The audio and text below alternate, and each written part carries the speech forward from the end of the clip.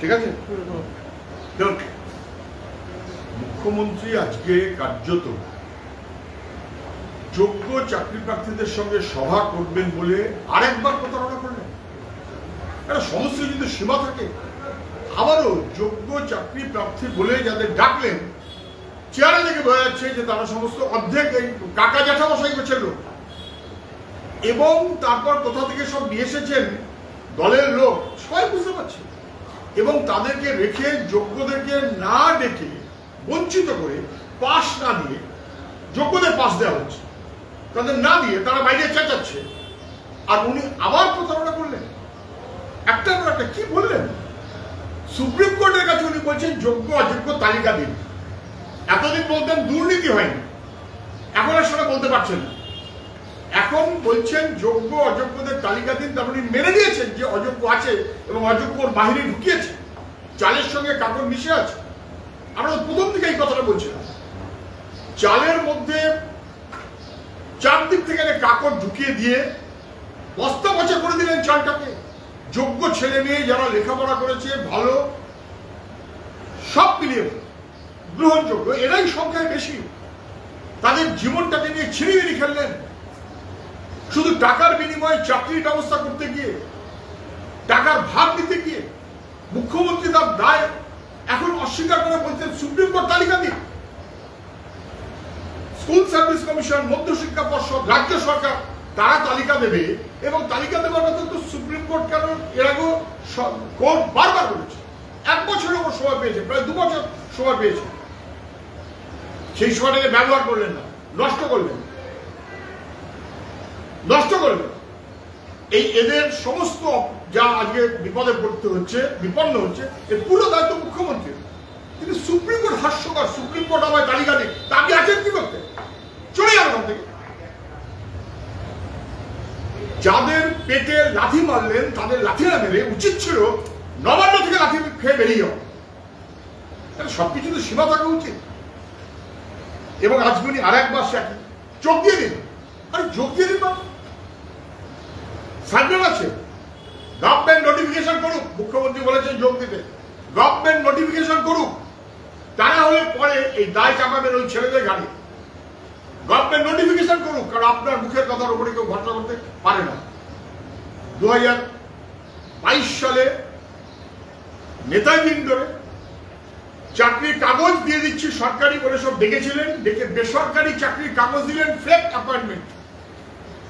আমার ধারণা সব পড়ে আছে। ফলে সরকারের মুখের কথায় কোনো বিশ্বাস করার সুযোগ নেই।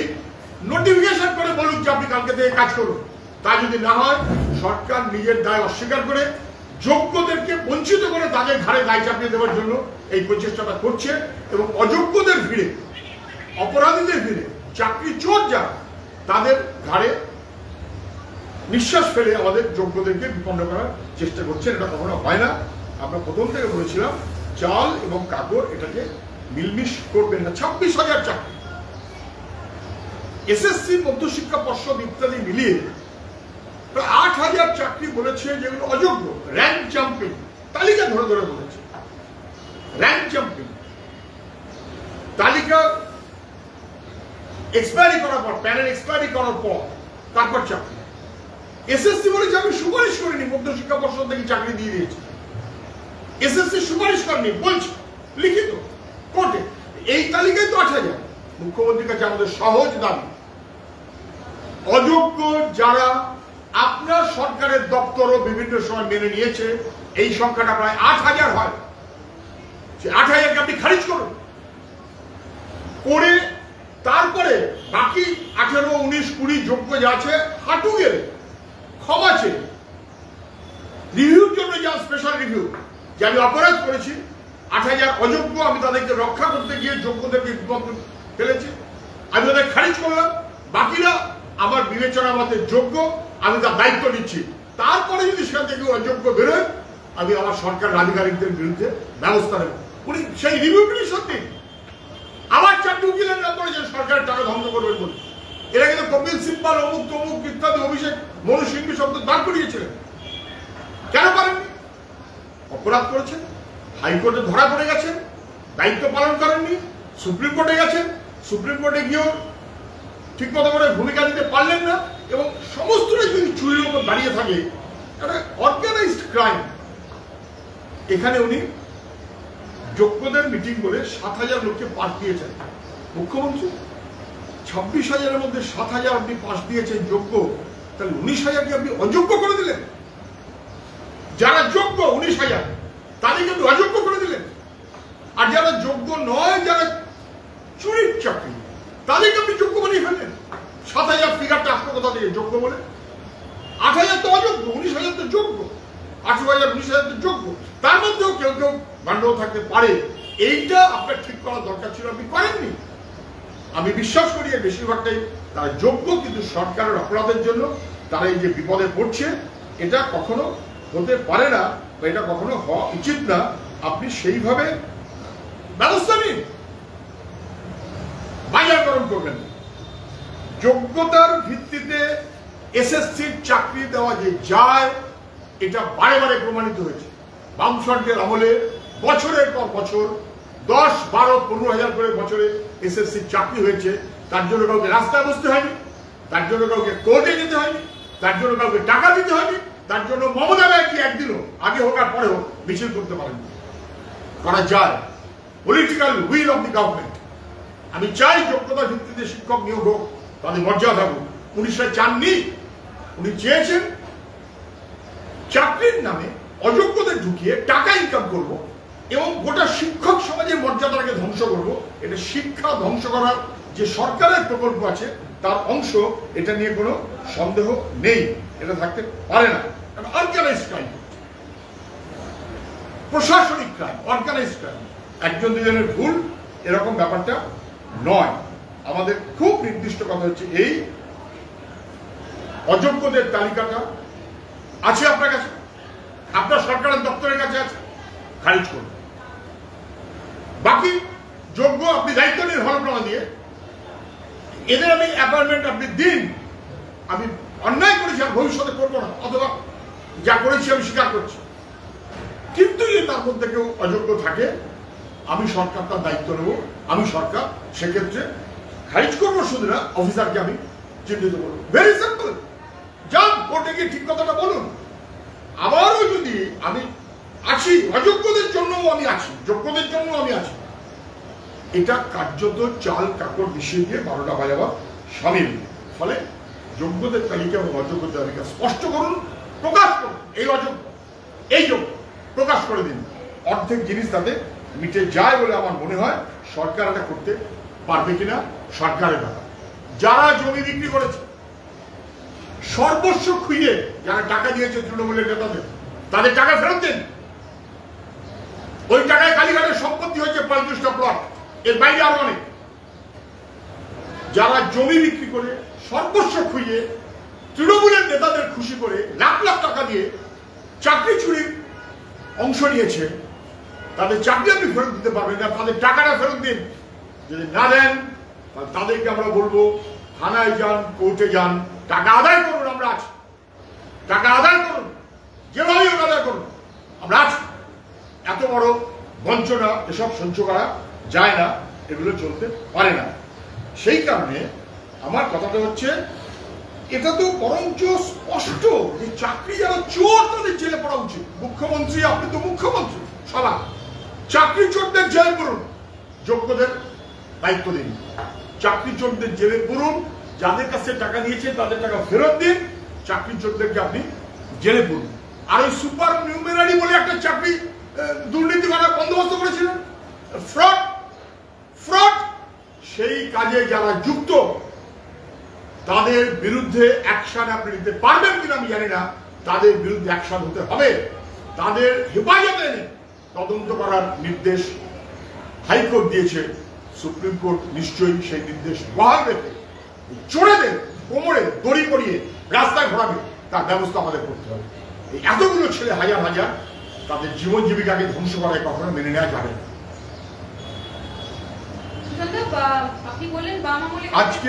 আজকে গোটা পশ্চিম বাংলায়, রাজ্য জুড়ে সর্বত্র ছাত্র যুবরা রাস্তায় নেমেছে। এর প্রতিবাদ আগেও নেমেছে, প্রতিদিনই করছে। যেদিন থেকে ঘটনা তার আগেও যেমন, তারপর থেকে প্রতিদিন করছে। আজকে আমরা বলেছিলাম আজ প্রতিটি জায়গাতে আমি যতটুকু শুনেছি ছাত্র যুবক মহিলা ইত্যাদি সবাই মিলিয়ে তারা এর বিরুদ্ধে নেমেছে যে চাকরি চোরদের শাস্তি চাই, যোগ্যদের চাকরি ফেরত দেওয়া চাই, অযোগ্যদের টাকা ফেরত দেওয়া চাই। কেন অযোগ্যদের টাকাটা নিয়েছে তৃণমূলের নেতারা? খুব ভালো রেসপন্স, এবং মানুষ বুঝতে পারছেন যে এই রাস্তা দাঁড়িয়ে মানুষ যে কথা বলছেন এটা সত্যি।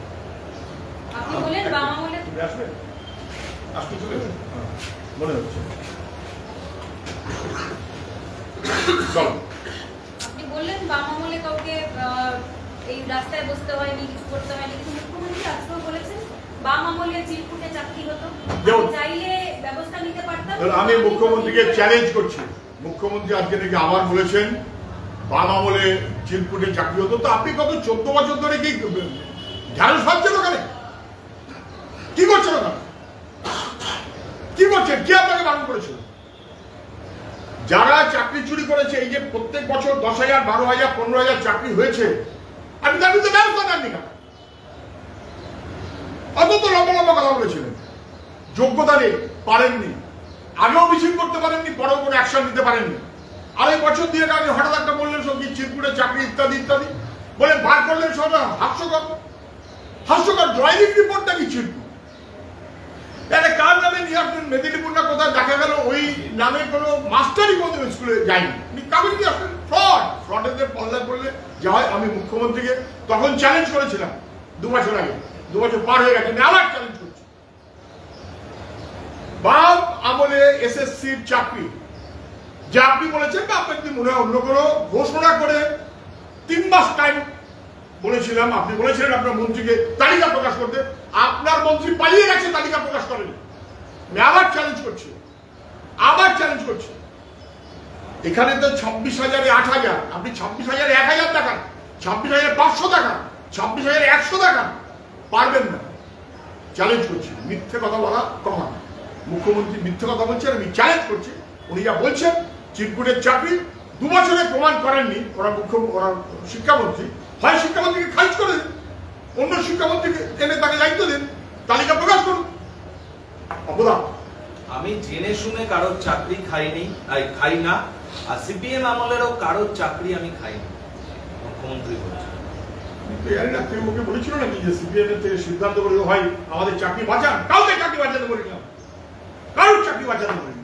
কিন্তু আমি আপনাকে মনে করিয়ে দিই, কোঅর্ডিনেশন কমিটির সবচাইতে বড় রাজ্যের নেতারা নবান্নে ডিএর দাবিতে মিছিল করেছিলেন বলে পত্র পাঠ 24 ঘন্টার মধ্যে বোধহয় 18 জনের মধ্যে 15 জনকে ট্রান্সফার করে দিয়েছিলেন। উনি কি শেখাচ্ছেন? সব কি মিথ্যে কথা বলছেন? এইরকম স্কুল দেখাবো, কলেজ দেখাবো, এলাকা দেখাবো, কিভাবে হেনস্থা করেছেন? যেখানে সুযোগ পেয়েছেন সেখানে ব্যবস্থা নিয়েছেন, সুযোগ পাননি, ব্যবস্থা নেননি। চ্যালেঞ্জ থাকলো করে দেখান। বিকাশ রঞ্জন ভট্টাচার্যকে সিপিআইএম কেন আইসোলেট করছে না? সিপিএম কে কেন আইসোলেট করা হচ্ছে না? বিকাশ রঞ্জন ভট্টাচার্যকে আমি মনে করি আইসোলেট করে দেওয়া উচিত, উনি অনেকের চাকরি খেয়েছেন। সিপিআইএম কি করবে এটা মমতা ব্যানার্জির কাছে পরামর্শ চাওয়া হয়নি। মমতা ব্যানার্জির কাছে মানুষ পরামর্শ চাইছে যে যারা যোগ্য তাদের চাকরিটাকে আপনি বহাল রাখার ব্যবস্থা করেননি কেন, কিভাবে করবেন? সিপিএম কি করবে আপনাকে কেউ জানতে চায়নি। সিপিএম এর 1 নম্বর কাজ যেটা, সেটা হচ্ছে এই গোটা দেশে বিজেপি তার বিরুদ্ধে মানুষকে ঐক্যবদ্ধ করা। 2, পশ্চিমবাংলায় যেমন বিজেপি আর তেমন বিজেপিকে মারতে সাহায্য করেছে তৃণমূল, তার বিরুদ্ধে মানুষকে সামিল করা। আপনি বলতে পারেন সেই বিরুদ্ধে সামিলটা পরেও আপনি ঠিক তৃণমূল বিজেপি করে কিভাবে টিকে আছেন সেটা আপনি বলতে পারেন। বিকাশ রঞ্জন ভট্টাচার্যরা, বিকাশ রঞ্জন ভট্টাচার্য একা না, বিকাশ রঞ্জন ভট্টাচার্যরা ছিলেন বলে মানুষ জেনেছে যে পশ্চিমবাংলায় প্রতিটি ক্ষেত্রে দুর্নীতি হয়েছে। বিকাশ রঞ্জন ভট্টাচার্যরা অনেক, সবাই, গোটা উকিল সমাজ তারা জেনে গেছে, তাদের জন্য গোটা রাজ্যের মানুষ জেনে গেছে। সমস্ত পুলিশ জানে তারা অপরাধ করছে, সমস্ত মাস্টারমশাই জানে যে তাদের অন্যায় কাজ করানো হচ্ছে, সমস্ত গ্রামের গরিব মানুষ জানে যে তাদেরকে প্রতারণা করা হচ্ছে, সবাই। ফলে আইসোলেট বিকাশ রঞ্জন ভট্টাচার্যকে না আইসোলেট করা দরকার। উনি বলতে পারলেন না চাকরি চোরদের, যারা চাকরির টাকা নিয়েছে তাদের আইসোলেট করুন, তাদের জেলে করুন, হিম্মত নেই আপনার। সুকান্ত মজুমদার তিনি বলছেন যে যারা টাকা দিয়েছেন, মানে যে সমস্ত তৃণমূলের নেতারা টাকা নিয়েছেন চাকরি প্রার্থীদের কাছ থেকে, মানে যারা অযোগ্য, তাদের প্রয়োজনে গ্রামের মানুষকে সবাইকে বলবো গাছে বেঁধে পেটান এবং টাকা ফেরত চান। আপনারাও কি সেরকম কোনো রকম কথা বলবেন? সুকান্ত মজুমদার কি বলবেন সেটা শুনে আমার খুব বেশি আগ্রহ নেই, কিন্তু না পারলে বলা উচিত তাহলে যারা চাকরি চোর, যারা টাকা নিয়েছে, যারা বেআইনি চাকরি দিয়েছে, তাদের সবচাইতে বেশি দুর্নীতির চাকরি হয়েছিল যে জেলার, তার নাম পূর্ব মেদিনীপুর। সেই জেলার নেতা ওর দলনেতা, বিরোধী দলের নেতার সঙ্গে এক কথা বলবেন তো, নাকি দল বাছাই করবেন? আমরা কোনো দল বাছাইয়ের পক্ষে না। মানুষ প্রয়োজনে ব্যবস্থা নেবে, আমরা পাশে আছি, 100 ভাগ আছে, 100 ভাগ আছে। আপনি বলতে পারবেন তো যে পূর্ব মেদিনীপুরে যেহেতু সবচাইতে বেশি চুরি হয়েছে, এবং তখন পূর্ব মেদিনীপুরে মুখ্যমন্ত্রীর সঙ্গে সমসুরে যিনি লাল ঝান্ডার বিরুদ্ধে বাজার গরম করতেন, যার বিরুদ্ধে মুখ্যমন্ত্রী বলছেন অনেক কাগজ আছে, মুখ্যমন্ত্রীও সেই শুভেন্দুর বিরুদ্ধে কিছু বলছেন না, কিছু করছেন না, সুকান্ত কিছু বলছেন না, কিছু করছেন না। তৃণমূল বিজেপির মেলামেশা তো এখান থেকে স্পষ্ট হয়ে যায়। উনি বলুন যে সবাইকে বেঁধে পেটানো হোক, সবচাইতে আগে পেটানো হোক পূর্ব মেদিনীপুরে চাকরি চোরের যিনি না তার। এই পাস নিয়েও বেশ কিছু অভিযোগ উঠেছে যে যদি যোগ্য অযোগ্যদের লিস্ট ছিল, এখানে যার ভিত্তিতে বলা হচ্ছে যে পাস দেওয়া হয়েছে, সেই যোগ্যদের যদি তালিকা ছিল বা অযোগ্যদের যদি তালিকা ছিল, তাহলে সেটা এক কোর্টে কেন প্রকাশ করা হলো না, কোর্টে কেন পেশ করা হলো না? এবং আজকে নেতাজি ইন্ডোর স্টেডিয়ামের বাইরে দেখা গেল যে অনেকে এসে বললেন যে টাকার ভিত্তিতে পাস বিলি করা হয়েছে। আজকে নেতাজি ইন্ডোরের মিটিংয়ের বাইরেটা সবাই জানে, যোগ্য চাকরি প্রার্থীরা প্রথম থেকেই আলোচনা করছিল যে ওখানে গিয়ে কি আমাদের লাভ হবে। সুদীপ্ত গুপ্ত নাকি সুদীপ্ত গুপ্ত না তো সুদীপ্ত ওই যে কি নাম, ওই যে চিটফান্ড, সুদীপ্ত সেনের কাছে কেউ যদি কে বলে দাদা এই আপনি আমাদের প্রতিশ্রুতি দিন যে আপনি টাকাটা ফেরত দেবেন, অনেক চাকরিজীবী তারা বলছিলেন যে মমতা ব্যানার্জির কাছে গিয়ে বলাটা পারলে প্রায় সমান না, ওনার করা উচিত, ওনাকে আমাদের বলে রাখতে। উনি কি জানেন না, উনি তো জেগে ঘুমোচ্ছেন। আজকে বাইরে অনেকে বলেছে যে একটা ভিডিও দেখা গেছে নাকি ওয়েমার্কশিট এবং চাকরি ইত্যাদি ইত্যাদি দেখে যোগ্যদেরকে পাস দেওয়া হয়েছে। তাহলে যোগ্যদের যদি পাস দেওয়া হয় তাহলে 7,000 পাস দিলেন, তাহলে বাকি 19,000 অযোগ্য, এটা মুখ্যমন্ত্রী নিশ্চয়ই মেনে নিলেন। ভুল, অতটা অযোগ্য বলে আমি মনে করি না। তাহলে যে 7,000 যোগ্য তাদের তালিকাটা উনি প্রকাশ করে দিন, যাদের উনি পাস দিয়েছেন, তাদের তো ধরা পড়ে যাবে যে উনি কাদের নিয়ে চলছেন, ফ্রডদের নিয়ে চলছেন। এবং সেইটাও নাকি আবার টাকার বিনিময়ে কি কাকে কাকে, মানে যাকে বলেছে ভাই কি কটা বিলি করে 4টি লোক নিয়ে আয়, সে আবার বিলি করে মুখ্যমন্ত্রীর মিটিং এর আশপাশ থাকবে, এই চাষি টাকা কামাই করেছে বলে মনে হচ্ছে, সে আবার নাকি টাকা কামাই করেছে। মুখ্যমন্ত্রী চোরেদের, চাকরি চোরেদের বিরুদ্ধে ব্যবস্থা নিতে পারেন কিনা, আইসোলেট করতে পারেন কিনা দেখুন। আর প্রতারণা করেছেন আজকে যে, তার জন্য ক্ষমা চাই। 2022 সাল থেকে একটা নোংরা খেলা শুরু হয়েছে, আপনাদের বুঝতে হবে কোনটা মুখ আর কোনটা মুখোশ। মুখ্যমন্ত্রী আরো 2022 সাল থেকে কি বলছেন, কোনটা মুখ আর কোনটা মুখোশ। হ্যাঁ ঠিক, তৃণমূলের মুখোশে যারা ছিল তারা এখন বিজেপির মুখ হয়েছে নাকি তৃণমূলের মুখোশ করেছিল অনেকেই এখনো আছে তৃণমূলের মধ্যে, যারা আসলে মুখটা বিজেপি। আরএসএস এর এক হাতে বিজেপি আর এক হাতে তৃণমূল থাকলে তো দলের মধ্যে মুখোশ দুটোই আছে। উনি কোন মুখোশের কথা বলছেন আমি জানি না। 22 সাল থেকে ওরা মনে হয়েছে, বেশ 22 সাল থেকে খেলা শুরু হলো, এটা তো 16 সালের চাকরি, তখন তো খেলা শুরু হয়নি। তো মুখ্যমন্ত্রী স্বীকার করছেন এই ক্ষেত্রে বিকাশবাবু সহ বাকি সবাই মিলিয়ে যা করেছেন তার সাথে বেঠিক কাজ করেননি। তখন তো মুখোশ ছিল না, তখন তো 16 সাল প্রাইমারি। আমি আবার বলছি, বিধানসভাতে বলেছিলাম, আবার বলছি, প্রাইমারির সময়তেও বলা হয়েছিল ওয়েবসাইটের ডিটেলস দিন, কারা কারা পাস করলো, সে দেন, সেই লিস্ট কাটাকাটি হলো, আবার কাটাকাটি হলো, আবার কাটাকাটি হলো। এখন সেইটা নিয়েও দেখা যাচ্ছে হাইকোর্টের যে বিচারপতি তিনি দায়িত্ব ছেড়ে দিয়ে বেরিয়ে গেছেন, তিনি আর কি কেসের মধ্যে থাকতে পারছেন না। মুখ্যমন্ত্রী রাজ্যের সর্বত্র আপনি দুর্নীতি করেছেন, এটা এসএসসি, আরো কত দুর্নীতি আপনি স্বীকার করুন, আর যোগ্য ছেলেমেয়েরা আপনার জন্য যেন বিপদে না পারে, অযোগ্যদের ঢুকিয়ে দিয়ে আপনি যোগ্যদের বিপদে ফেলছেন।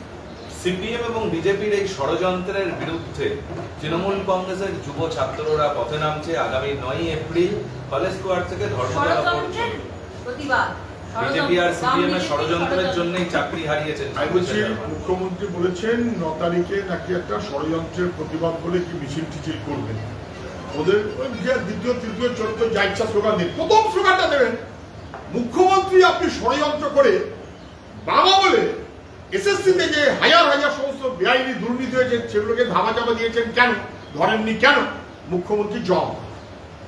প্রথম স্লোগান হওয়া উচিত মুখ্যমন্ত্রী জবাব দিন যে আপনি কেন এই 2011 থেকে আসাম কিছুই করতে পারলেন না, সিপিএম রাজারহাটের ফাইলও বার করতে পারলেন না, বুদ্ধবাবুর জামায় রক্তের দাগ তাও টেনে বার করতে পারলেন না, কিছুই করতে পারলেন না, সেইটা কেন পারলেন না? ষড়যন্ত্রের প্রথম স্লোগান যেন এইটা হয়। বাকি ওনার যেখানে ইচ্ছা উনি ষড়যন্ত্র করবেন অথবা ষড়যন্ত্রের বিরুদ্ধে বলবেন, ষড়যন্ত্র করেন বলে ষড়যন্ত্র কথাটা বারবার মনে পড়ে।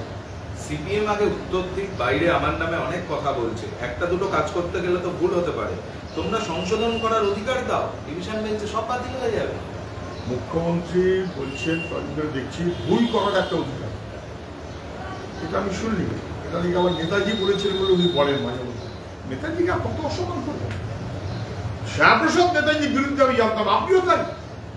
নেতাজি বলেছে ভুল করার একটা অধিকার আছে, ভুল করার কোনো অধিকার নেই, ভুল করার পর ক্ষমা চাইবার অধিকার আছে, ক্ষমা চাওয়াটা স্বাভাবিক, উনি ক্ষমা চান যে আমি লিস্টে ভুল করেছি, আমি তো তাই বলছি, আমি লিস্টটা যে যোগ্য অযোগ্য ভাগ করে দিইনি, কোর্ট বারবার বলা সত্ত্বেও বছরের পর বছর টাইম দেওয়া সত্ত্বেও আমি অন্যায় করেছি, এই হচ্ছে অযোগ্যদের তালিকা দিয়ে দিন, আর এই বাকিটা এই হচ্ছে যোগ্যদের তালিকা দিয়ে দিন।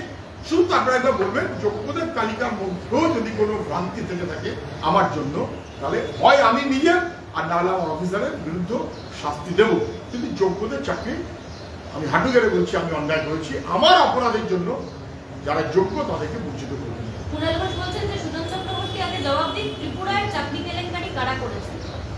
আমি কুণাল ঘোষের কথার কোনো উত্তর দেওয়া খুব পছন্দ করি না, পছন্দই করি না, কোনটার সঙ্গে কোনটা মেলাতে হয় তাই জানি না। আচ্ছা ওই যে ত্রিপুরা কোন কোর্টের অর্ডার যেখানে দুর্নীতি হয়েছে, কোন কোর্ট করেছে, কোন কোর্ট সেটা বলেছে, যে নিয়ম সরকার ওখানে বহুদিন ধরে চালু ছিল সেই নিয়মটা বিভ্রান্তি আছে, সেই নিয়মটা বেঠিক বলেছে, এবং সেই কারণে বিজেপি তখন, ওরাও বিজেপির আশপাশেই ছিলেন, বিজেপি তখন চান্স দিয়ে সেটা বাতিল করাবার মতন করে সমস্ত ব্যবস্থা করে দিল্লিতে বিজেপি সরকার তার সুযোগ নিয়ে চাকরি দেবো আমাদের সরকার আনাও, এই যেমন এখানে এখন বিজেপি বলছে চাকরি দেবো আমাদের সরকার আনাও, তখন বিজেপি ওখানে একই কথা বলেছিল চাকরি দেবো আমাদের সরকার আনাও, চাকরিটা খারিজ করা হবে, এখনো দেয়নি, বোধহয় 18 সাল থেকে এটা 25 মানে 7 বছর হয়ে গেল।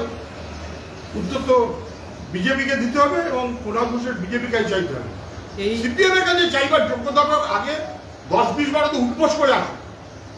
সুপ্রিম কোর্ট বলেনি কে যোগ্য আর কে অযোগ্য, সরকারকেও অনুমতি দেয়নি, সিবিআই তদন্ত করছে, আমরা আইনজীবী দিয়েছিলাম, এখন আপনারা জেনে রাখুন অভিষেক মনু সিংভি, কপিল সিব্বাল, প্রশান্ত ভূষণ, রাকেশ দ্বিবেদীকে আমরা বলেছি। দেখুন মুখ্যমন্ত্রী আজকে বলেছেন যে উনি প্রশান্ত ভূষণ, রাকেশ দ্বিবেদী, কপিল সিব্বাল, অভিষেক মনু সিংভি, কিন্তু অভিষেক মনু সিংভি কপিল সিব্বাল তো একাধিকবার দাঁড়িয়েছে, একবার না বারে বারে দাঁড়িয়েছে, তারপরে লজ্জা বোধহয় ঠিক দাঁড়াতে পারছে না, বরঞ্চ ওরা বলেছে যে এত দুর্নীতি হয়ে রয়েছে এখানে আমাদের কিছু করার নেই, সরকারকে হলফনামা দেওয়া উচিত, সরকারকে হলফনামা দিতে তো হাইকোর্টই বলেছে, হাইকোর্টই তো বলেছিল সরকারকে হলফনামা দিতে, দেয়নি তো, এবং সরকারকে হলফনামা দিয়ে বলার দরকার ছিল এই অযোগ্য, এই হচ্ছে লিস্ট, প্রকাশ করে দিন না পাবলিক, আর এটাই অতএব যোগ্য, প্রকাশ করে দিন, করতে পারবেন না কেন?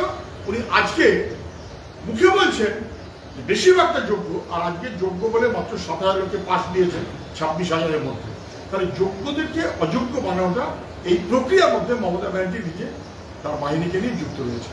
যোগ্য অযোগ্যের তালিকা মুখ্যমন্ত্রী সুপ্রিম কোর্টের কাছে চাইবেন, সরকার তো এই তালিকাটাই তৈরি করতে পারলো না, সুপ্রিম কোর্ট দেবে না।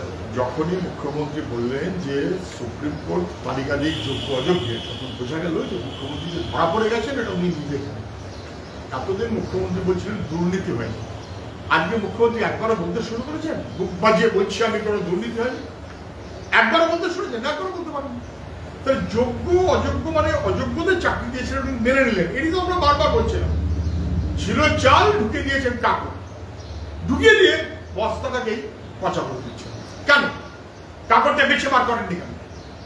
গ্রামের মা বোনেরা পর্যন্ত জানি যে চালের মধ্যে কাপড় ঢুকলে কাপড়টাকে বার করতে হবে করে বাকি চালটা শুনতে থাকে। গ্রামের মা বোনেরা জানেন না, সরকার জানে না। ফলে কার্যত সরকার জেনে বুঝে দুর্নীতি করেছে। এখন সুপ্রিম কোর্টে অনেককে দাঁড় করান, আরো অনেককে দাঁড় করান, কিন্তু তার আগে এই যে আপনি কাজে যোগ দিতে বললেন, গভর্নমেন্টের নোটিফিকেশনটা করুন আজকে, যদি কাল মধ্যে যোগ দেওয়াতে চান।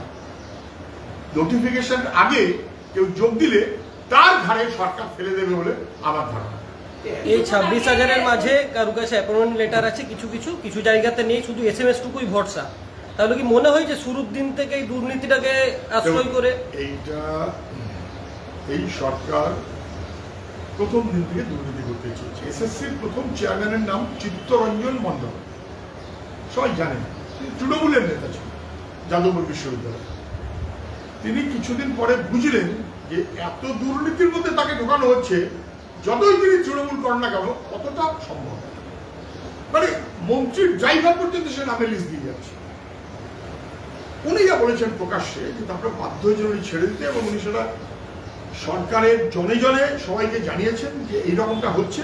কেউ ওর কথার গুরুত্ব দেয়নি, বরং দুর্নীতি যারা করেছে তাদের প্রশ্রয় দিয়েছে, এবং সেই কারণে নিয়মটাই এমন ভাবে করা হয়েছে যেখানে দুর্নীতিটা রন্ধ্রে রন্ধ্রে চেপে বসে, এবং তাই হয়েছে। তাহলে সুপার নিউমেরারি কেউ করে? সুপার নিউমেরারি করা মানে তো যারা অযোগ্য এবং দুর্নীতিতে চাকরি চুরি করে পেয়েছে তাদেরকে বহাল রাখার জন্য একটা পরিস্থিতি। তো দুর্নীতিকে প্রশ্রয় দেওয়ার ব্যবস্থা ক্যাবিনেট সরাসরি করেছে, তার দায়িত্ব মুখ্যমন্ত্রী। কলকাতা হাইকোর্ট কিছুক্ষণ আগে একটি রায় দিয়েছে, যেখানে পাহাড়ের 313 জন যাদের বেআইনিভাবে আদালতের নির্দেশ লঙ্ঘন করে নিয়োগ করা হয়েছিল, 72 ঘন্টার মধ্যে তাদের বেতন বন্ধের নির্দেশ দেওয়া হয়েছে, এবং 72 ঘন্টার মধ্যেই চূড়ান্ত সময়সীমা বেঁধে দেওয়া হয়েছে। কিভাবে প্রধান বিচারপতি প্রশ্ন তুলেছেন যে আদালতের নির্দেশ লঙ্ঘন করে কিভাবে নিয়োগ করলো, তার স্পষ্ট উত্তর দিতে হবে রাজ্যকে। আদালতের নির্দেশ লঙ্ঘন করে পাহাড়ে 300+ অনেক চাকরি দিয়েছে। আদালতের নির্দেশ লঙ্ঘন করে কেন? অতএব সরকারকে বারবার কৈফিয়ত চেয়ে বলে বুঝিয়ে কিছু লাভ হয়নি। তাদের 48 ঘন্টা না 72 ঘন্টার মধ্যে ব্যবস্থা নিতে বলা হয়েছে, মাইনে বন্ধ করতে বলা হয়েছে। আমি শুধু সবাইকেই বলবো, যদি কেউ সরকারের পক্ষেও থাকেন আপনি থাকুন, আপনি তৃণমূলকে সমর্থন করছেন, তৃণমূল করবেন, করুন, কিন্তু এটা বুঝে রাখুন চাকরির নামে যে কেলেঙ্কারি হয়েছে, যেখানেই হাত দেবে সেখানেই দুর্নীতি ধরা পড়ে যাচ্ছে। এসএসসি হোক, প্রাইমারি হোক, পাহাড়ে হোক, অথবা টাকা পয়সা গ্রামের গরিব বাড়ি, দুর্নীতিতে ছাড়া এই সরকারের মূল কাজ হচ্ছে দুর্নীতিকে প্রশ্রয় দেওয়া, ব্যবস্থা করা, তার থেকে ফয়দা নেওয়া। যোগ্যদের পাশে থাকার কথা বলছেন মুখ্যমন্ত্রী, আবার আজকে এত বড় সভা, সেখান থেকে কি আদৌ মানুষজন জানতে পারলো চাকরি হারার দায়টা কার? মুখ্যমন্ত্রী আজকে দিকে অনেকেই তাকিয়েছেন, কিন্তু মুখ্যমন্ত্রী তাদের সবাইকে হতাশ করেছেন। তো তারা সবাই বুঝেছেন যে তাদের ঠকানো হচ্ছে, তাদের প্রতারণা করা হচ্ছে। মুখ্যমন্ত্রী বললেন আমি যোগ্যদের পাশে আছি, তারপর বললেন দ্বিতীয় দফায় আমি অযোগ্যদের পাশে আছি। ওরা কি করে কি করা আমি দেখছি, আমি যোগ্যদের পাশেও আছি, আমি অযোগ্যদের পাশে আছি, আমি চালেও আছি, আমি কাপড়েও আছি, আমি রক্ষকেও আছি, আমি ভক্ষকেও আছি। যখন যেমন তখন তেমন করে এদিক ওদিক করে মোদ্দা কথা একটা বাহিনীকে পশ্চিমবাংলা এবং পশ্চিমবাংলার সুনামকে নষ্ট করা, এটাই ওনার কাজ। কোনো বার্তা মানুষের কাছে স্পষ্ট হলো না যে যোগ্যদের চাকরিটা কি করে বহাল রাখার ব্যবস্থা উনি করছেন।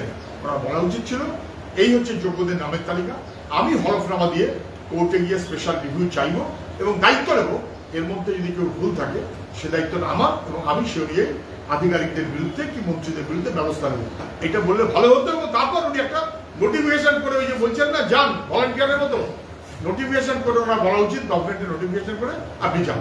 50 টাকা রান্নার গ্যাসের দাম বাড়বে, এটা হয়ে সমালোচনা ভালো, এখনকার বিচারপতি খারাপ, কি বলবেন? সেটাই দিয়ে তাই মুখ্যমন্ত্রীর কথায় আমি ঠিক হাসতে চাই না, মুখ্যমন্ত্রীর কথাকে আমি দারুণ গুরুত্ব দিতে চাই, কিন্তু মুখ্যমন্ত্রী কি নিজের গুরুত্ব রাখতে পারছেন? উনি আজকে যা বলেছেন তার মধ্যে মানে দাঁড়ায় চন্দ্রচূড় ভালো, মানে আগের যে বিচারপতি, এখনকার যে বিচারপতি, প্রধান বিচারপতি, তিনি ঠিক ভালো না। এইটা তো ওর কথার মধ্যে আছে। উনি ভালো, তারপরে সেকেন্ড ভালো শুভেন্দু, দ্বিতীয় দিন হয়ে গেল শুভেন্দু ভালো না, ভালো ভাইপো, তারপরে দেখা গেল ভাইপো ভালো না, ওই যে ভাইপোর যে একটা ফ্যান ফ্যান কারা করেছে ওরা ভালো, তারপর দেখা গেল ফ্যানটাকে শুধু সর্বাধিনায়ক বলে যাচ্ছে, ফ্যান খারাপ। উনি অটল বিহারী বাজপেয়ী ভালো, মোদি খারাপ। মোদি ভালো, অটল বিহারী বাজপেয়ী ভালো, আদবানি খারাপ। আদবানি ভালো, মোদি খারাপ। মোদি ভালো, অমিত শাহ খারাপ। এর কোনো শেষ সীমানা নেই। সবচেয়ে খারাপ যে তিনি 14 তলায় থাকেন। হচ্ছে যে যেভাবে এত এত আক্রমণ সুপ্রিম কোর্টকে দফায় দফায় মুখ্যমন্ত্রী করতে পারেন? মুখ্যমন্ত্রী পারেন না, মুখ্যমন্ত্রী সব পারেন। মুখ্যমন্ত্রী সুপ্রিম কোর্টকে রোজ আক্রমণ করতে পারেন। উনি তো সংবিধানের ধার ধারেন না। সংবিধান মেনে চললে একটা মানুষের যেভাবে চলা উচিত উনি তার আশপাশে নেই। সংবিধান মেনে চললে যেভাবে চলতেন তার আশপাশে নেই। উনি কেলক কলেজকে অক্সফোর্ড বিশ্ববিদ্যালয় বলতে পারেন, উনি একটা দারুণ গুরু গম্ভীর আলোচনা করবেন, সেরকম বলে বাংলার গর্ব বলে প্রচার করে দেখা গেল উনি এমন বলা বললেন যে বাকি লোকের সঙ্গে হাসতে শুরু করলো। আর তারপরে তার কয়েকদিন আগে অসুখ ধরে গেছিল, তাহলে আমি দেখছি আমার অসুখ ধরে বক্তৃতা ওনার বক্তৃতা দুটো পাশাপাশি কেউ কেউ চালিয়ে রেখেছেন। উনি সবই পারেন। উনি ভাইপোকে মাথার উপর তুলে নাচতে পারেন, উনি ভাইপোর ওপর রাগ করলে তখন আরেক রকম বলতে পারেন, আবার তারপর ভাইপোকে ব্যবহার করতে চান বা পারেন, দিল্লিকে ব্যবহার করতে। প্রধান বিচারপতি জেল হবে এই ধরনের মন্তব্য করার জন্য, এই রায় দেওয়ার জন্য পার্থভূমি বলেছে প্রধান বিচারপতি জেল হবে এই ধরনের মন্তব্য। জানি না, একজন রাজ্যের মন্ত্রী ছিলেন, এখন সাংসদ হয়েছেন, তিনি নাকি বলেছেন এই রায় দেওয়ার জন্য প্রধান বিচারপতির জেল হবে। প্রধান বিচারপতির জেলের সিদ্ধান্তটা নিশ্চয়ই সেই সাংসদ অথবা তার দল অথবা তার রাজ্য সরকার গ্রহণ করবে। ক্যাবিনেট মিটিং ডাকুক, ক্যাবিনেট মিটিং ডেকে সিদ্ধান্ত করুক যে প্রধান বিচারপতি সহ বিচারপতিদের জেল হোক, আর রাজ্যেরও যারা প্রধান বিচারপতি সহ বিচারপতিরা আছে তাদের জেল হোক। কেননা একমাত্র উনি শুদ্ধ কালীঘাটের 35 টাকা। দর্শক আসনে বসে বহু ছাত্রছাত্রী শিক্ষক শিক্ষিকারা চিৎকার করছিলেন, মুখ্যমন্ত্রী যখন প্রতিবাদ করছিলেন, দাবি নিয়ে কথা বলছিলেন, ক্ষোভ ব্যক্ত করছিলেন। আজকে যখন মুখ্যমন্ত্রী নেতাজি ইন্ডোরে পরিষদ বেষ্টিত হয়ে তাদের চিফ সেক্রেটারি বা অন্য সেক্রেটারি তারা যেমন আছেন, মন্ত্রী যেমন আছেন, তেমন আমি দেখলাম প্রাইমারি স্কুলের অপরাধের সঙ্গে যারা যুক্ত তারাও বসে আছে। এই স্কুল সার্ভিসের মাথারা ছিলেন কিনা আমার চোখে পড়েনি, আমি সবাইকে চিনি না, এই সবাইকে নিয়ে বসেছিলেন। কিন্তু তলায় তখন যারা যোগ্য চাকরি প্রার্থী তখন চেঁচাচ্ছে যে আপনি রাজনীতি পরে করবেন, আমাদের চাকরিটা কি হবে বলুন, আপনি কেন সুপ্রিম কোর্টে হলফনামা দেননি, কেন যোগ্যতার তালিকা দেননি, কেন আপনি গত 1 বছর সময় নষ্ট করেছেন, এটা আপনি পারলে উত্তর দিন। আর কেন টাকার পর টাকা খেয়ে বেআইনি নিয়োগ করে আমাদের বিপদে ফেলেছেন, উত্তর দিন। মুখ্যমন্ত্রী তখন সেগুলোর কোনো উত্তর না দিয়ে বরং একজনকে জিজ্ঞেস করলেন তুমি যোগ্য না তুমি অযোগ্য। মুখ্যমন্ত্রী তো যোগ্যদের কার্ড দিয়েছেন, দিয়ে উনি জিজ্ঞেস করছেন তুমি যোগ্য না তুমি অযোগ্য। ওরা বলেছে আমরা সবাই অযোগ্য, কারণ আপনি একমাত্র যোগ্য। বলতে চেয়েছে আমরা সবাই যোগ্য, কারণ আমাদের যিনি চালাচ্ছেন তিনি সবচেয়ে অযোগ্য। দুজনেই আজকে শুভেন্দুও বলেছে, বিজেপিও বলেছে যে সব আইনের সাহায্য তারা দেবে চাকরি হারাতে। আমি সুকান্ত শুভেন্দু কি বলছে 26 সালকে মাথায় রেখে তোরা কথা বলে, আমি ওদের কথাকে গুরুত্ব দিতে চাই না। 2016 সালের ঘটনা, তখন নির্বাচন নিরপেক্ষভাবেই অন্যায়ের বিরুদ্ধে, দুর্নীতির বিরুদ্ধে মানুষের যে মনোভাব তার প্রতিফলন আইনজীবীরা ঘটিয়েছেন, তার বদল করে চলেছে, রাজ্যের মানুষ তার বদল করে চলেছে। তখন কোথায় ছিল সুকান্ত, তখন কোথায় ছিল শুভেন্দু? বরং মুখ্যমন্ত্রী অভিযোগ করছেন যে সবচাইতে বেশি চাকরি চুরি করেছে শুভেন্দু, অথচ তিনি মুখ্যমন্ত্রী ক্যাবিনেটের মন্ত্রী ছিলেন।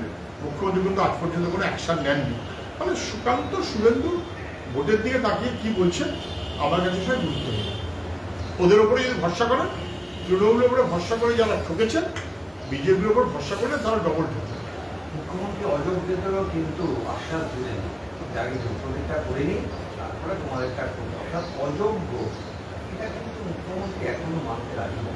মুখ্যমন্ত্রী কার্যত যোগ্য অযোগ্য দুটো ভাগে ভাগ করে বলেছেন। ফলে উনি জানেন কেউ যোগ্য কেউ অযোগ্য, উনি জানেন চালের সঙ্গে কাপড় মেশানো হয়েছে। কিন্তু কিন্তু যেহেতু অযোগ্যদের মানে চাকরি যারা চুরি করে পেয়েছে, তারা টাকা দিয়েছে, সর্বস্ব বিক্রি করে টাকা দিয়েছে, এমন বহু লোক আছে, সেই টাকা যেহেতু তৃণমূলের নেতাদের কাছে পৌঁছেছে, তার 25-75 কালীঘাটে গিয়ে পৌঁছেছে, ফলে উনি অযোগ্য বলার পরেও একটু ঢোক গিরে বলতে হলো অযোগ্যদের ব্যাপারটা আমি পরে দেখছি। উনি যোগ্যতেও আছেন, উনি অযোগ্যতেও আছেন, উনি চালেও আছেন, উনি কাপড়েও আছেন, উনি রক্ষকেও আছেন, উনি ভক্ষকেও আছেন। রান্নার গ্যাসের দাম বাড়বে 50 টাকা। আজকে পেট্রোল ডিজেলের দাম বেড়েছে 2 টাকা, রান্না গ্যাসের দাম বেড়েছে 50 টাকা। প্রাক নববর্ষের উপহার নাকি রামনবমীর উপহার, এটা সুকান্ত শুভেন্দুরা আমার চেয়ে ভালো বলতে পারে। উনি সবে আজকে 7 তারিখ, গতকাল 6 তারিখ খুব রামনবমী নিয়ে অনেক কথাবার্তা বলে এসছেন। রামসেতুতে গেছিলেন, সেখানে গিয়ে অতএব কালকে রাত্রে ওখানে ফিরে এসে রামনবমীর গিফট দিয়েছেন 50 টাকা করে উপঢৌকন বাড়তি, রামনবমী মাথায় রেখে মানুষ যেন সেই টাকাটা দিয়ে দেবে। অসভ্য অসভ্য জিনিসপত্রের দাম সহ এইসব করতে করতে আপনি যাই নিয়ে গেছেন, মানুষের বেঁচে থাকাটা দায় হবে। রান্নার গ্যাসের দাম বাড়িয়েছেন, পেট্রোল ডিজেলের দাম বাড়িয়েছেন। সরকার পারলে বলুক, সবাই বুঝতে পারছেন মোদিজি আসার আগে যা দাম ছিল পেট্রোল ডিজেলের প্রায় ডাবল হয়েছে। মোদিজি আসার আগে যা দাম ছিল আমাদের রান্নার গ্যাসের, তার দাম প্রায় 2.5 গুণ হয়েছে। এই পুরোটা বিজেপি জিজিয়া করার চেয়েও বেশি মানুষের সর্বনাশ। পেট্রোলের দাম বৃদ্ধিটা কি বলবো? একই বলবো, পেট্রোল ডিজেলের দাম বাড়িয়েছে। দুনিয়াতে পেট্রোপণ্যের দাম এই মুহূর্তে বাড়ছে তা না, বরং এই গভর্নমেন্ট যখন এসেছিল তখন পেট্রোপণ্যের দাম যা ছিল, তারপরে পেট্রোপণ্যের দাম কমেছে আন্তর্জাতিক বাজারে। তাহলে আমাদের এখানেও তার দাম কমানো উচিত বা কমা উচিত। সে দাম কম, কিন্তু খাজনার চেয়ে বাজরা বেশি, সরকার ট্যাক্স দিচ্ছে। দিল্লির সরকার যতটা ডিজেলের দাম সমপরিমাণ প্রায় ট্যাক্স দেয়, দিল্লির সরকার সমপরিমাণ প্রায় ট্যাক্স দেয় রাজ্যের সরকার। 1 টাকা দামে কার্যত 3 টাকায় মানুষকে কিনতে হয়। এই ট্যাক্স দেওয়ার মধ্য দিয়ে ঘুর পথে কার্যত মানুষের উপর থেকে তোলা আদায় করছে, চাপ দিয়ে আদায় করছে দিল্লির সরকার, রান্নার গ্যাসেই হোক পেট্রোল ডিজেল হোক। এটা কি বলেছেন, কিন্তু আমরা দেখেছি এর আগে হালা হাতে মিছিল করেছেন মমতা বন্দ্যোপাধ্যায়। কিছুদিন আগে আমরা সবাই চোর বলে মিছিল করেছি, আবার মিছিল করবেন হচ্ছে ক্যাট সিসি বলে মিছিল করেছে, আবার মিছিল করবেন হচ্ছে এই ঘটনা যে চাকরি এবারে কি ওরা ইঙ্গিত করবে যে আমরা সবাই অযোগ্য এরকম? দেখুন, এর আগে মুখ্যমন্ত্রীকে আমরা দেখেছি যে ঘটনার দায় ওনার অথবা অন্য কারুর, এই সরকারের গত 5-10 বছরের আমলে দিল্লিরই হোক আর রাজ্যেরই হোক, সেই প্রতিটি ক্ষেত্রে উনি নেমে একটা কোথাও না কোথাও ম্যানেজ করার মতো চেষ্টা করেন, এবং তারপর যা যা স্লোগান দেন সেসব কহতব্য নয়। ক্যা ছি ছি লোকেরা আওয়াজ দিচ্ছিল, ইয়ে আবার কি, আমরা সবাই চোর। যারা আমরা সবাই চোর জার্সি দিয়ে কলকাতায় মিছিল করতে পারে, তারা নিশ্চয়ই অবিলম্বে আমরা অযোগ্য এবং চাকরি চোর এই স্লোগান গায়ে লাগিয়ে মিছিল করবে। মমতা ব্যানার্জি সেই মিছিলের সামনে থাকবেন, আমরা সবাই চোর, আমরা সবাই চাকরি চোর, আমরা সবাই অযোগ্য। শুধু চোর বলেছিলেন, এবার আর যুক্ত করে দিন, আমরা সবাই চোর, আমরা চাকরি চোর, আমরা অযোগ্য। 2026-এর এসএলএসটি আরএলএসটি শিক্ষকদের যারা প্রেস ক্লাবে ইসি করছিলেন, তারা বলছেন যে বারবার করে একটি হার্ড ডিস্কের কথা বলা হয়েছিল, যে হার্ড ডিস্কের কথা অভিজিৎ গাঙ্গুলি, বিকাশ বাবুরা বারবার বলেছিলেন, কিন্তু বিকাশ বাবু বারবার বলার পরেও ওনাকে চুপ করিয়ে দেওয়ার চেষ্টা হয়েছিল। যোগ্য অযোগ্যদের ভাগ না করেই বাঁচার অধিকার দেওয়ার কথা বলে যেটা করা হয়েছিল সেটা সঠিক কিনা এবার ভেবে দেখার সময় হচ্ছে। আমরা এবার মানসিক এবং শারীরিকভাবে বিধ্বস্ত, আমরা কেউ সুস্থ বোধ করছি না। আজকে সাধারণভাবে যোগ্য শিক্ষকরা কতগুলো কথা অত্যন্ত স্পষ্টভাবে বলছে। তারা বলেছেন আমরা কোনো দয়াদান চাই না, আমরা কোনো ভলান্টিয়ারি করতে আসি, আমরা কোনো সিভিক ভলান্টিয়ার হতে বা সিভিক মাস্টার হতে আগ্রহী না, আমরা যোগ্য। এবং তাদের বড় অংশ যোগ্য নিয়ে আমার কোনো সন্দেহ। তারা এটা বুঝতেও পারছে না, বলছেও বটে যে আমাদের যোগ্য তাদের মধ্যে আপনি কাকড় ঢুকিয়ে দিয়ে অযোগ্যদের ঢুকিয়ে দিয়ে টাকার বিনিময়ে তাদের রক্ষা করতে গিয়ে আমাদের বিপদে ফেলেছে। এবং এই যোগ্য অযোগ্যের ভাগ করাটা ছিল জরুরি, এইটা সরকার করলো না। বারবার বলা সত্ত্বেও, কোর্ট বারবার বলা সত্ত্বেও, আইনজীবীরা বারবার কোর্টে দাবি করা সত্ত্বেও রাজ্য সরকার কখনো হলফনামা দিয়ে একান্তবার বলেছে এসএসসি আচ্ছা আমরা করে দেবো ভাগ, কিন্তু কখনো রাজ্য সরকার হলফনামা দিয়ে যোগ্য অথবা অযোগ্য সেই নামে লিস্ট করেননি, দেননি। স্বীকার করতে হয়েছে অযোগ্য আছে, কিন্তু লিস্টটাকে গোপন করেছেন। আমি বলবো সেই লিস্টটা অযোগ্য, এই লিস্টটা প্রকাশ করে দিন, ওয়েবসাইটে প্রকাশ করে দিন, কোর্টকে দিয়ে দিন। যোগ্য ওয়েবসাইটে প্রকাশ করে দিন, কোর্টকে দিয়ে দিন। তারপরে কেউ প্রশ্ন করতে পারে যারা যোগ্যদের মধ্যে অযোগ্য ঢুকিয়ে দিয়ে এখন স্বীকার করছে, তারা এখন যে যোগ্য লিস্ট করবে তার মধ্যে কিছু অযোগ্য নেই তো, তার মধ্যেও নিশ্চয়ই অযোগ্য রাখবে, তাহলে মমতা ব্যানার্জি কেন? সঙ্গে একটা হলফনামা আমাদের বলতে হবে এই যে যোগ্যদের তালিকা দিলাম এর মধ্যে যদি কেউ অযোগ্য বলে দেখা যায় তাহলে তার দায়িত্ব আমাদের, মানে সরকারের। সরকার এবং তার আধিকারিকের বিরুদ্ধে আমি ব্যবস্থা নেব। আমার ধারণা এটাই একমাত্র পথ, এটা মাস্টারমশাই চাইছেন, আমরাও তাই বলছি। প্রশ্ন হচ্ছে যে গাজায় বা রাফায় যে ঘটনাটা ঘটলো সেটা নিয়ে যদি আপনি কথা বলেন। সবাই দেখেছেন, খুবই গুরুত্বপূর্ণ বিষয়। গোটা গাজা কার্যত ধ্বংস হয়ে, মনুষ্যহীন হয়ে কদিন ধরে এটা হয়ে যাচ্ছে। ট্রাম্প তার মতো নির্দেশ দিয়ে দিয়েছেন। ইসরায়েলের প্রধানমন্ত্রী নেতানিয়াহু সহ লেগে পড়বে। হলোকাস্ট ভয়াবহ, এবং এই যে ছবি আসছে ভাবা যায় না, একটা জীবন্ত শহর আর একটা ধ্বংস হয়ে যাওয়া শহর। এটা নাগাসাকি হিরোশিমার স্মৃতিকে মনে করিয়ে দিচ্ছে, তার চাইতে কম কিছু না, তার চাইতে কম কিছু না। তখন জাপানিরা তার জন্য মূল দায়ী, এখন মার্কিনিরা মূল দায়ী, ট্রাম্প মূল দায়ী। ট্রাম্প নেতানিয়াহু মিলিয়ে এই কাজটা করেছেন। কেন করেছেন? অনেক কারণ আছে, তার সঙ্গে আরেকটা কারণের সম্বন্ধ সবাই বুঝতে পারছেন। গাজার মাটির তলায় খনিজ সম্পদ গুরুত্বপূর্ণ যথেষ্ট। কর্পোরেট লুটের মনোভাব থেকে ট্রাম্পরা চলতে গিয়ে গোটা গাজাকে মনুষ্য শূন্য করে দিয়ে এখন ওখানে কমপ্লিট দখলদারি করতে চায়। এর চাইতে বড় মানবতার লজ্জা হতে পারে না, এবং তার বিরুদ্ধে দুনিয়াব্যাপী মানুষ প্রতিবাদে থাকবেন এবং নামবেন, এর কোনো বিকল্প নেই।